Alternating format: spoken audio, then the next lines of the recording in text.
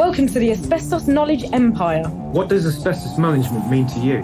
I used to really struggle with the asbestos management at my site, but now it's a breeze. It used to be really expensive. I was paying loads, but now I've got my asbestos power team in place. It's so much easier. Asbestos can be a pain in the arse if not handled right. We had to stop the job because asbestos was discovered. Now we don't have that problem. Asbestos management is easier than you think. Asbestos management. Be proactive, not reactive. Think about asbestos first, not last. And now your hosts, best-selling authors and asbestos experts, Ian Stone and Neil Munro. Welcome to the Asbestos Knowledge Empire. I'm Ian Stone. I'm Neil Munro. So today we're talking about asbestos reinspections. Yes, what is an asbestos reinspection? Well, Different from a survey. exactly that. That's what I was going to start with. So, and usually they follow on from some sort of a survey, etc. So using base information, so you should really have an existing asbestos register. Usually that's from a management survey. Yeah, it could have refurb survey information added to it. Yeah, so it's basically taking the existing asbestos information. So you know what it is, where it is, the condition it's in, and then it's reinspecting that. So a visual check, going to the location that it's in and looking at the material and comparing it to what data you've got, what the photo previously looked like, making sure there's no deterioration, there's no cracks, there's no signs of deterioration. You're checking for water leaks, all sorts of stuff. Basically anything that could affect that material in its location. And as part of that process, you would be updating the material risk assessment. So the material risk assessment looks at how easily or how readily that asbestos material will release asbestos fibre should it be damaged. And it looks at the product type, so what asbestos product it is. It looks at the condition, so whether it's in a good condition or whether it's damaged. It'll also look at the surface treatment, so whether it's sealed or unsealed, or it could be self-sealed.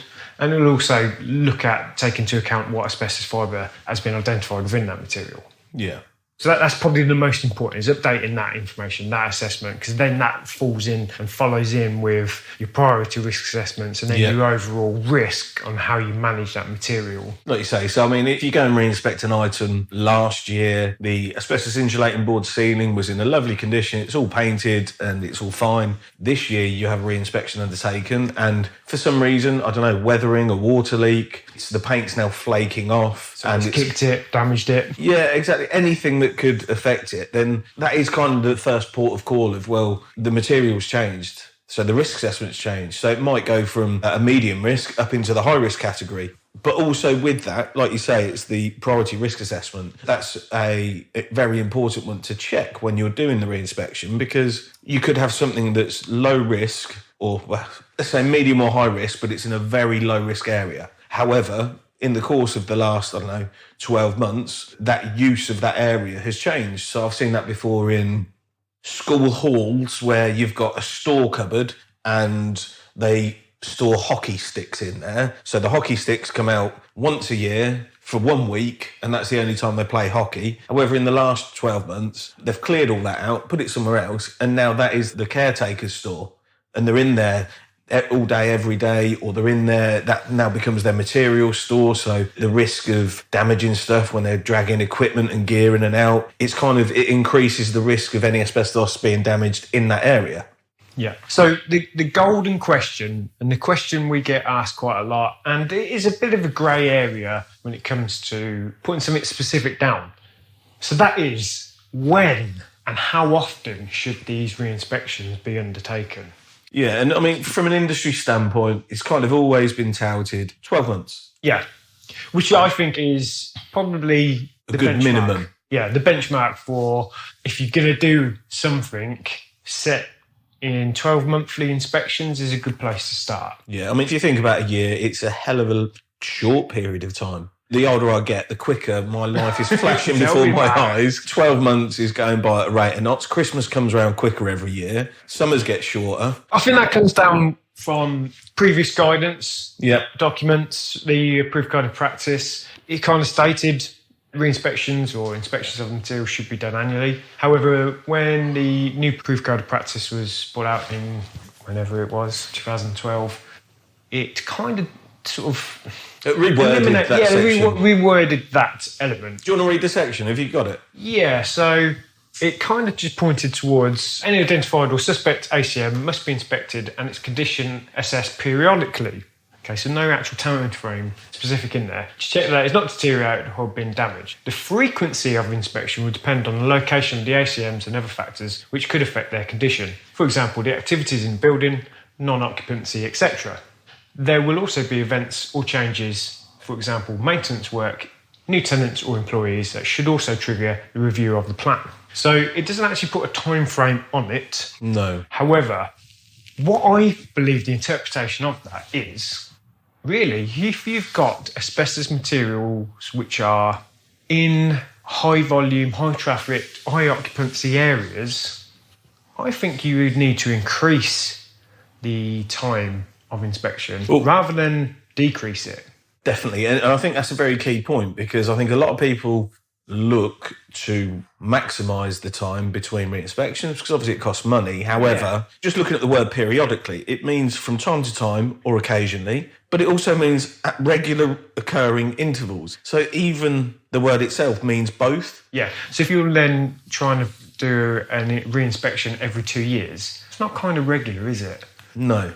And lots of people try and sort of push towards that, I think. Now, don't get me wrong, if you've got a mastic pad in a sink within a pumping station that somebody probably goes to once a year, then re-inspecting that every year may not be reasonably practical. You know, you could maybe extend that to every 2 years if you had the evidence to back that up. Now, what I mean by that is if you've got a risk assessment that you've carried out re-inspections for a period of time, that may be annually for the last 2 to 3 to 4 years, and no change has happened to that material, then yes, you'd have the evidence to say, actually, I'm now going to change the frequency of that because I've got the evidence that over the last 4 to 5 years, the material hasn't changed or hasn't been disturbed. Yeah, and I think that is the key point there. It's you take the asbestos information, but you then churn that through another type of risk assessment to then determine how often you should be doing it, because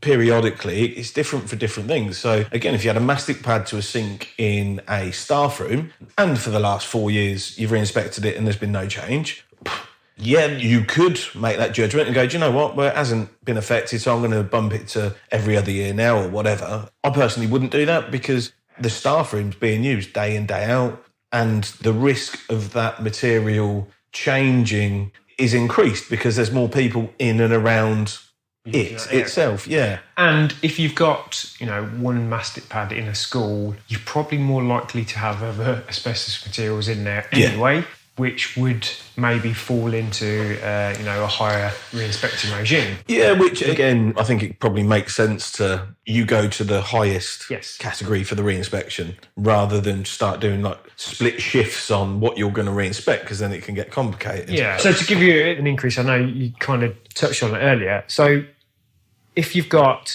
you know, an asbestos material in a school corridor, maybe a panel, you know, asbestos panel on the fire door, you know, re-inspecting that every 1 to 2 years is not reasonably practical, I don't think. 100% not. Even a school or even a business, like an office or anything. Anything like that. Where you've got high traffic areas, you've got an asbestos product, whether it be low risk, medium risk, high risk, whatever. If you've got it in that location, you've got high risk of human exposure because of the occupancy, the type of activities in there, and the amount of people that are in there. So therefore, really, you know, in that situation, you're probably looking at daily, if not weekly, inspections on that material. 100%. Definitely. I mean, it's a very good one, right? So if you look at a panel on the back of a door in a business corridor, like a set of offices, the likelihood of that getting disturbed would be less because, I don't know, as adults, generally we don't kick doors. We open doors properly. We don't play football inside. We don't write, I don't know, Neil loves Eleanor on the back of a door and scribe it in with a penknife. Used to be my doors. But if you compare that to, like you say, a school, I mean, that's the difference. So an office corridor is going to be used normally, usually. As adults. You'd like to think. Whereas kids at school, they're absolutely horrendous at times. Ignorant to themselves. Like I say, kick doors. Well, if you say to a child, don't kick that door, it's like, red rag to a bull, isn't it? If somebody says to me, don't do something now, I'm still likely to go and do it. I'm like a big child. Yeah, so exactly that. And it's like, so if you take those two scenarios, the hour in the corridor, you might go, do you know what? It's a high-risk material. In a high-risk area, we're going to reinspect that once every 3 months, once every 6 months. But like you said about the school, you're going to be wanting to look at that daily or at least weekly, I would say, because of the likelihood. Just it goes up through the roof because of the occupants in that area. Yeah. So it's kind of the blanket industry thing that everybody's taken on over the years of going, once a year. It's all you got to do. It's bollocks. Yeah. It is literally, it's horses for courses, and it all should be risk assessment based on all of those elements, really. Yeah. But equally to that, because of this kind of change not change, but like loosening in the wording within the ACOP, some people have taken that as to, you don't have to do it every year anymore. Yeah. They've taken it the wrong way. Yeah, and it is the wrong way. It's not a looser, it should be tighter. Yeah. And that is the way you can read that, because before it said annually, so now it doesn't say annually. So people have gone, well, it doesn't say yearly, I can go 10 years. Yeah, it should be risk assess based. Yeah, 100%. So one thing on re-inspections, who should carry them out? That is a very, very good question, because we do get asked this quite often, don't we? Yeah. And I've got an opinion, but should we just describe the actual guidance on that? So HC state that it should be somebody who's competent. Yes, competent in... competence. What is competence? HC determined competence who's got knowledge, training, experience and other qualities. Yeah. Never understood what the other qualities mean. I don't know whether that means they're really good and they can remember jokes. No, it's blue eyes, black hairs, big muscles. Is it? Is that what you see good qualities as? Could be a decent wine collection. Yeah. Yeah, other qualities. Don't know what they are, but... We'll pass on that. We'll scale on that one. If we take the qualifications, so what qualifications can you have? Now, there isn't any actual set qualifications to you can go and do a re-inspection. No. The closest one that comes to it is a surveyor's qualification. Surveyors, but I don't think you have to go to that, because you're not actually surveying for asbestos. No. You're actually just looking at the material that has already been identified to you, but you do need to have some experience of what is asbestos. Yeah.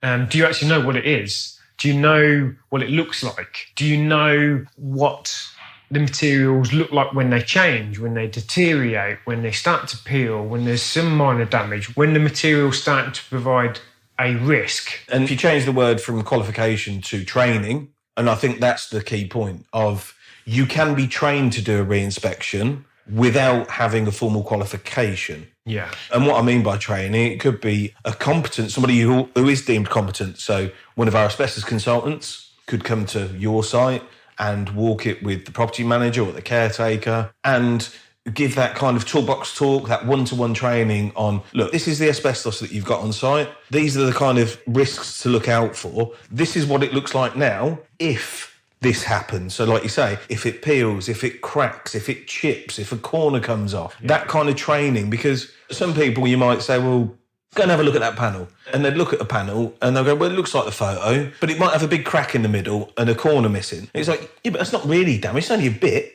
It's not properly damaged. Do you know what I mean? That's what somebody might look at it as. And in reality, no, that's not good enough, because it has become, it's deteriorated. Yeah, and that kind of fits in with experience as well. So, for instance, you may want to buddy on your site. So, you may want to pay an asbestos consultant to come and do the re-inspection with you, a couple of times, so you can gain that experience. Or you may want to do it and then have it audited by an asbestos consultant to ensure that, you are gaining the relevant experience and doing it right, basically. Yeah. That is who should carry them out. However, all of that said, you can get somebody who's deemed competent, who can be trained and then gets the experience to do it. The kicker is, on that, you've got to update all that information. Yep. It's not just the case of, I've had a look and it's fine. Yes. And that's the difference I find between professional consultancies like us doing it and people on the DIY approach is when we carry out a re-inspection, we re-photograph, we re-update, we reissue the report with all that new information. Whereas on the DIY approach,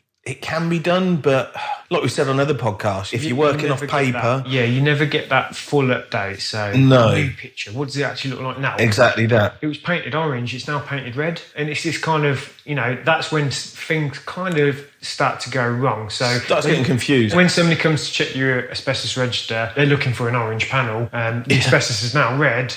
That's when mistakes can kind of start happening. Oh, well, it's not red anymore. Yeah. It must have been removed. Exactly. So, again, somebody might go, bosh, it's removed, delete it, rip the page out, and then all of a sudden you've got a bit of asbestos that's not even being managed because it's been removed from your register without appropriate... Definitely a possibility. The other thing that I wanted to highlight is if you're doing them yourselves or you're employing somebody outside of the industry, you're taking the liability as well for that. Ooh, yes. So, it's then on your, PI. You're the competent person all of a sudden. That is a very, very, very good point. Whereas if you're hiring in a professional to give you that advice and provide you that information, you've got their liability as well to rely on. Yeah, definitely. No, that's a really good point because, again, nobody is insured to do work with asbestos, whether that's physical work or a reinspection, unless you've got it actually added into your insurance, right? The insurance industry, they always remove asbestos. That's one of the things they remove from everything they do because when asbestos goes wrong, it costs a hell of a lot of money. So that's always something that's excluded out of every policy. And it's only the likes of surveying companies, removal companies, that kind of thing that have it added in because that's what we do for a living. And I know I'm going to give another example of schools because I think schools is a very particular risk when we're talking about asbestos. So lots of schools rely on their site managers or caretakers to do re-inspections. And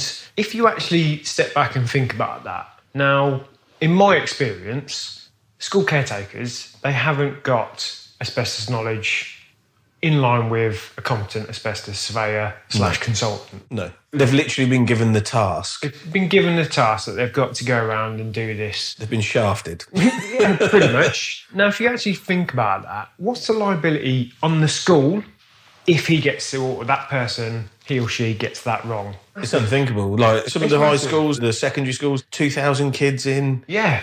If it goes wrong and the amount of kids that could get exposed from kind of misinterpretation, it's next level, it's ridiculous. Yes. So why would you? Why would you? Re-inspections are not expensive. No, they're not. And for your peace of mind, you're not only taking the liability off your hands, that alone should be enough. 2, you're getting the information updated in their usable format. It's all new, it's fresh data, it's easy to use, and if you've got an asbestos database, it's all updated accordingly. Yeah. It's not bits of paper printed off, signed on, crossed out, ticked off. Can't read someone's writing. Can't read somebody's writing. Yeah, it's kind of a no-brainer. No-brainer at all. Yeah. But that said, I think the biggest takeaway about what we've spoken about is re-inspections, they should be risk assessment based. Don't rely on the fact of industry says, and it used to say annually. Yeah, I think annually is definitely a benchmark. And if you're not doing them annually, you need to have... That's a benchmark minimum. I was going to say, you need to have a word and say, well, are we actually compliant here? Yeah. If you're not doing that as a minimum, like as we've discussed here, that guidance, it was more to increase, not decrease, the re-inspection regimes. Exactly that.